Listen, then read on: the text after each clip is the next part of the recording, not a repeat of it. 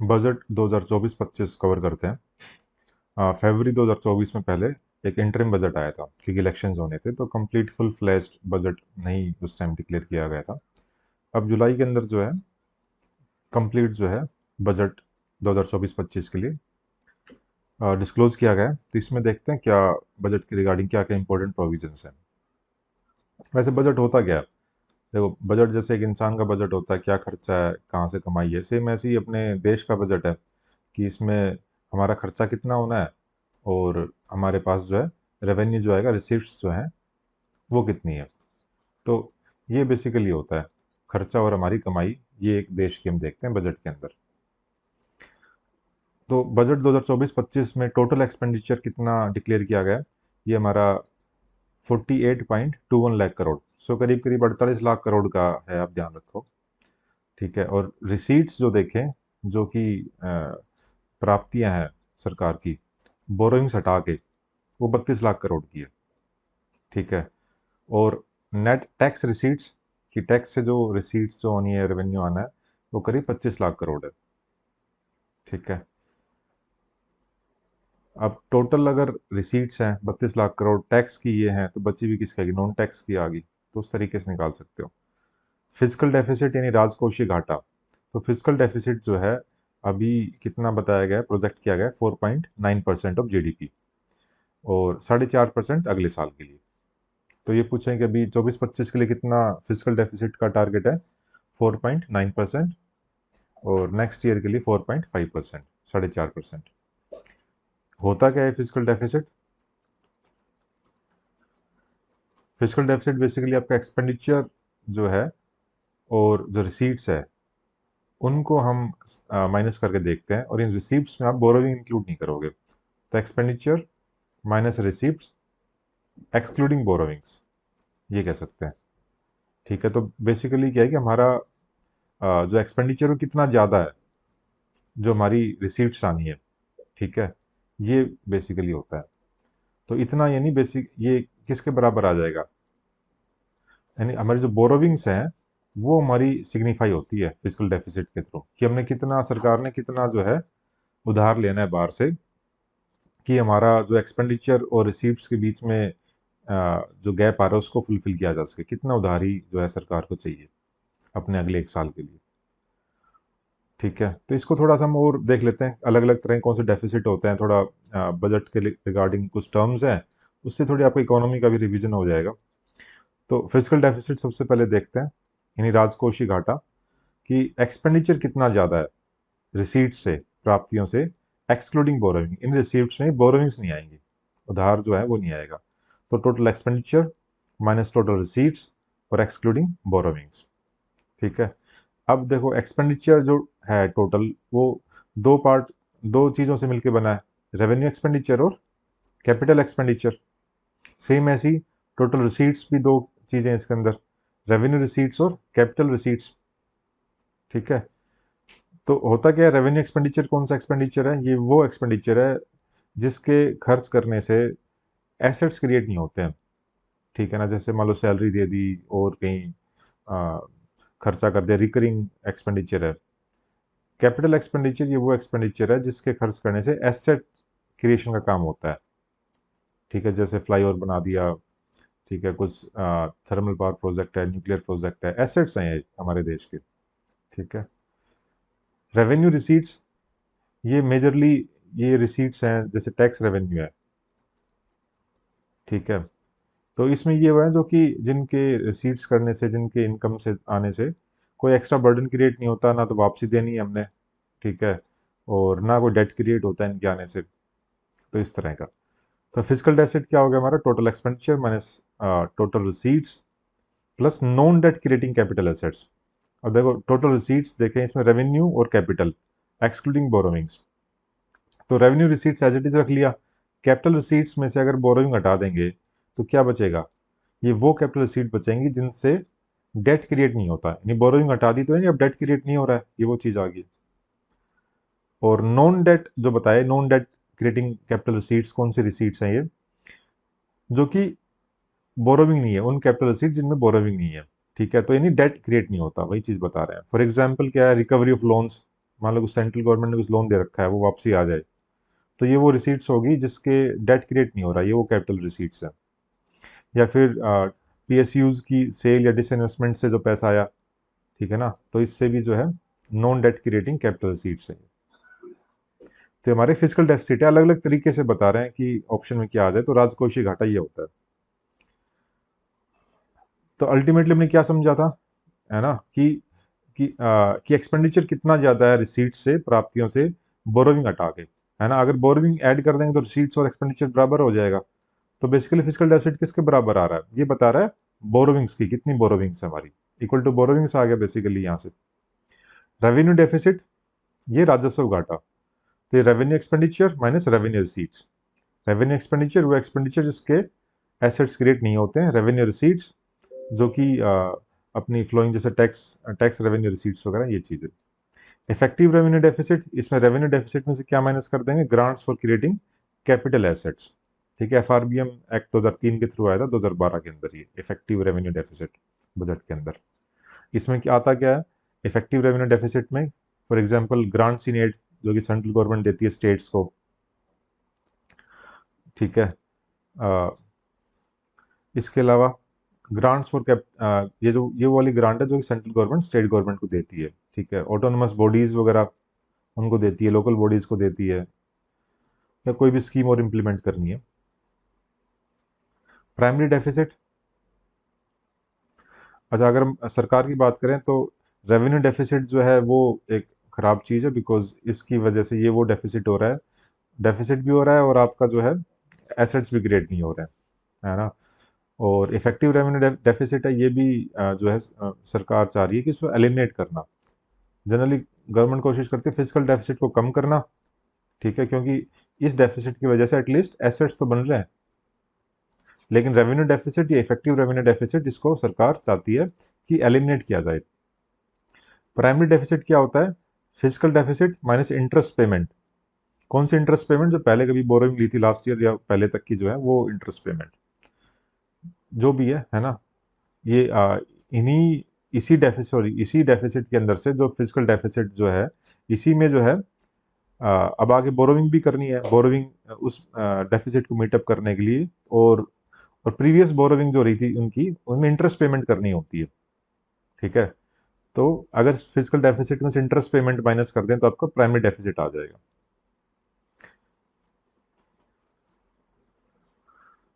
ठीक है जी।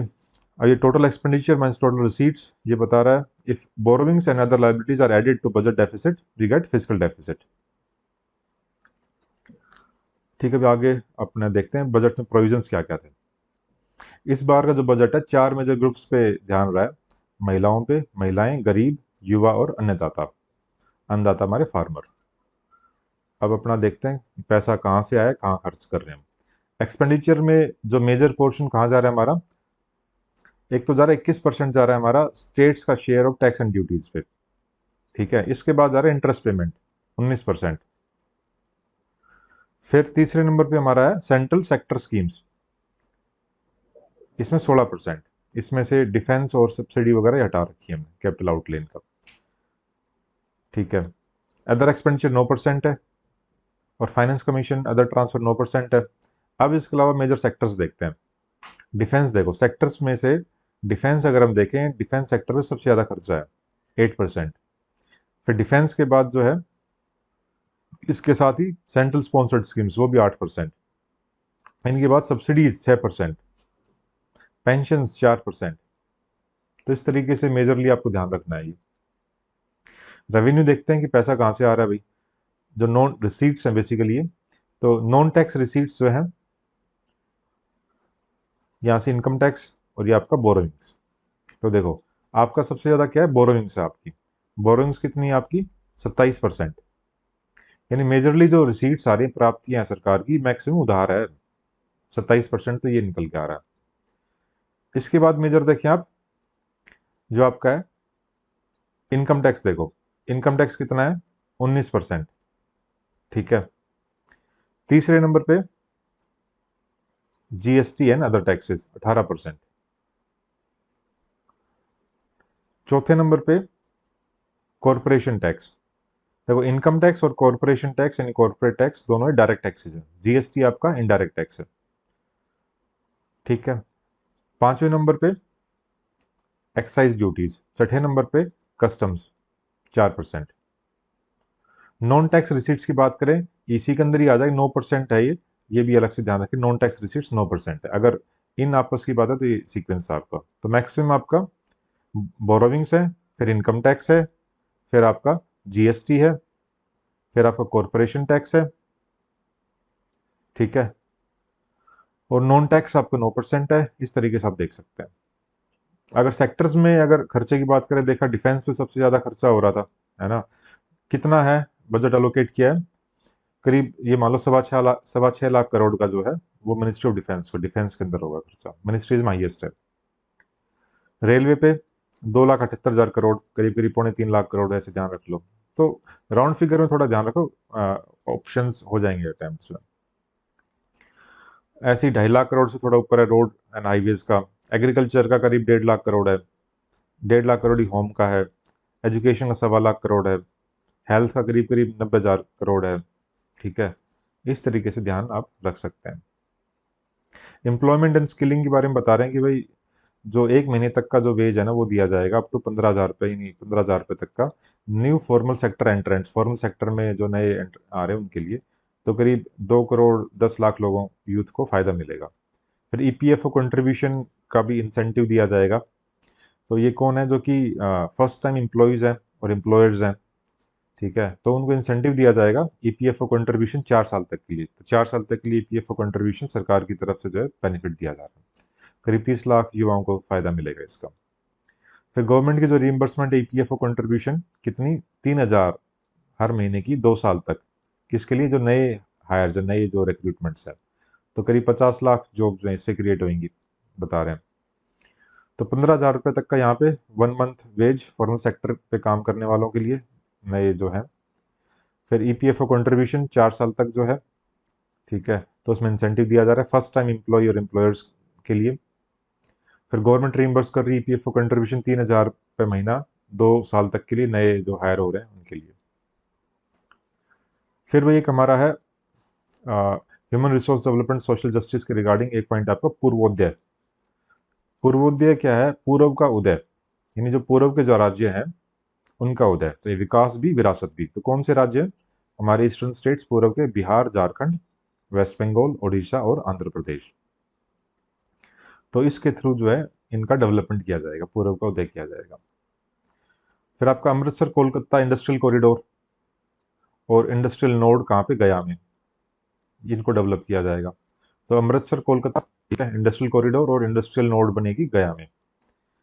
फिर आपका प्रधानमंत्री जनजातीय उन्नत ग्राम अभियान। जनजातीय यानी जो ट्राइबल्स हैं। ठीक है।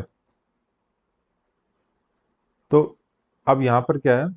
जनजाति उन्नत ग्राम अभियान। तो इसमें 63,000 जो गांव है, जिसमें 5 करोड़ ट्राइबल पीपल, उनको बेनिफिट मिलेगा इस अभियान के तहत।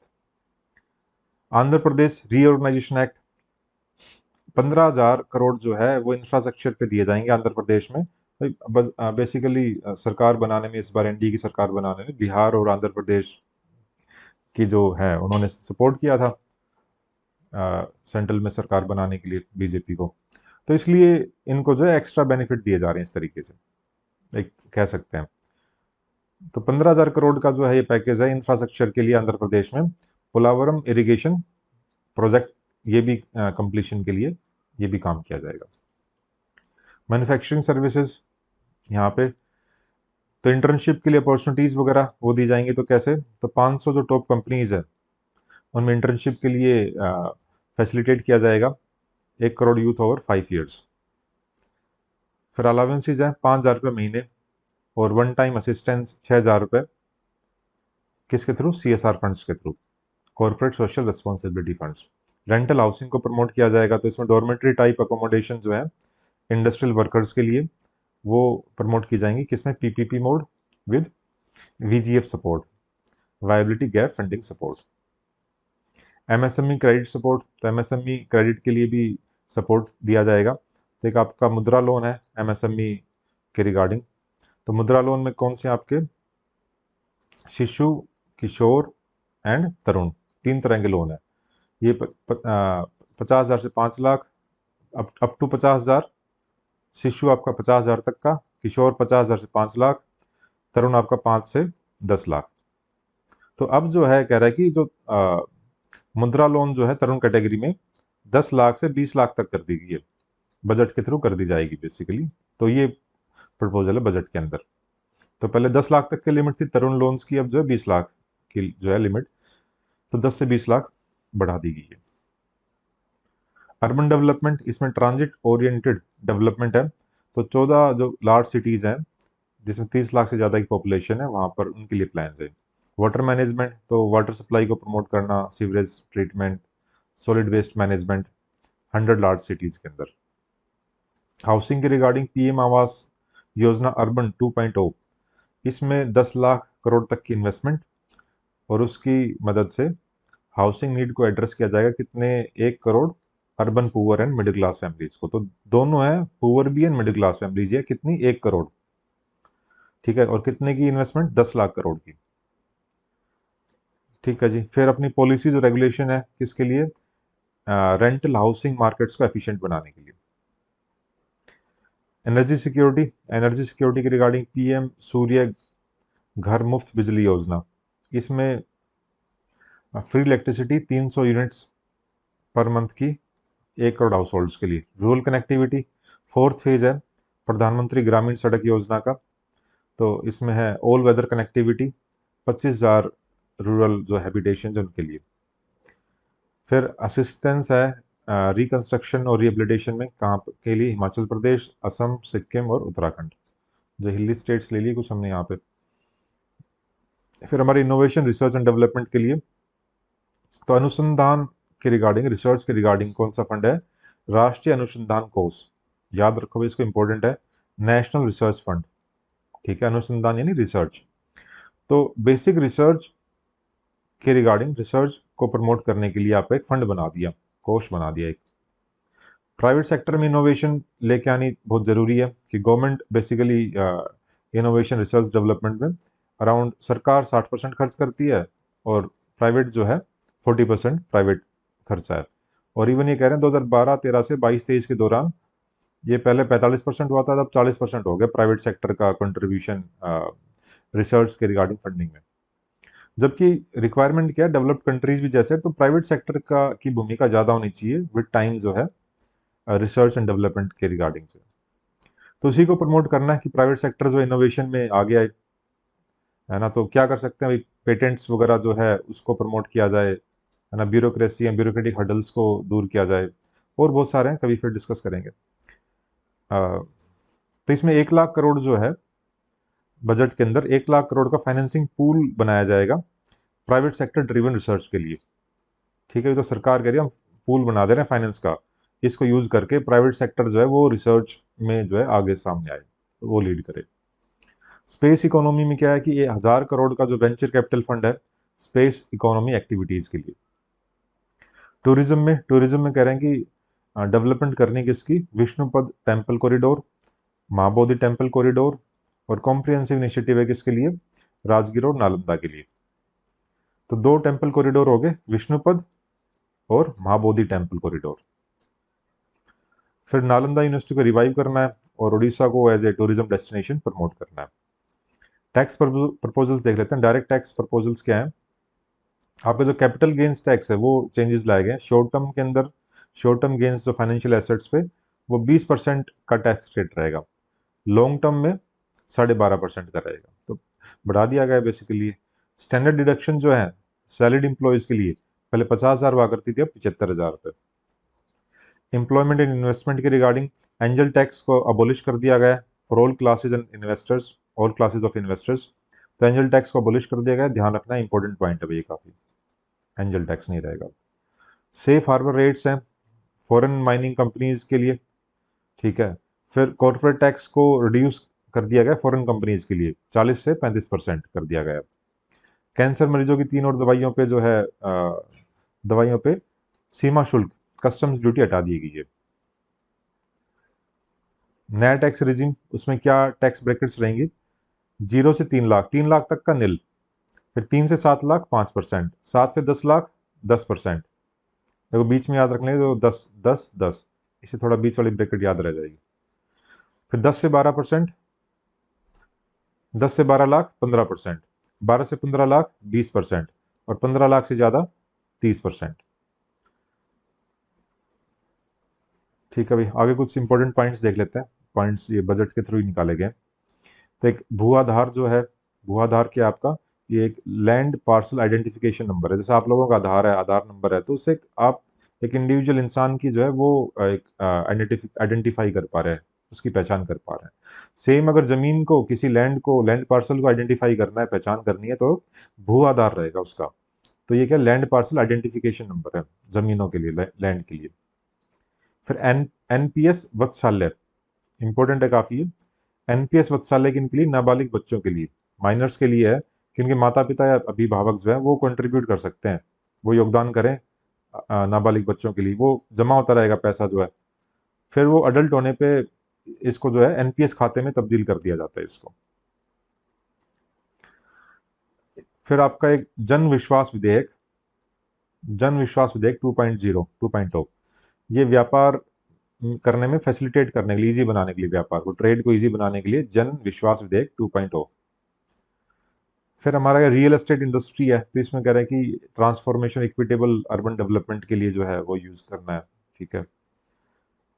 फिर पीएमएवाई, पीएमएवाई में प्रधानमंत्री आवास योजना, बेसिकली कितने घरों को टारगेट किया जाएगा रूरल अर्बन एरियाज में, 3 करोड़ घर जो है वो बनाए जाएंगे। फिर बता रहे हैं कि अर्बन हाउसिंग जो है पीएमएवाई अर्बन 2.0, कितना उसमें एलोकेशन जो है बजट में बोला गया, कितनी इन्वेस्टमेंट की जाएगी, 10 लाख करोड़ की। किसके लिए, 1 crore urban poor and middle class के लिए।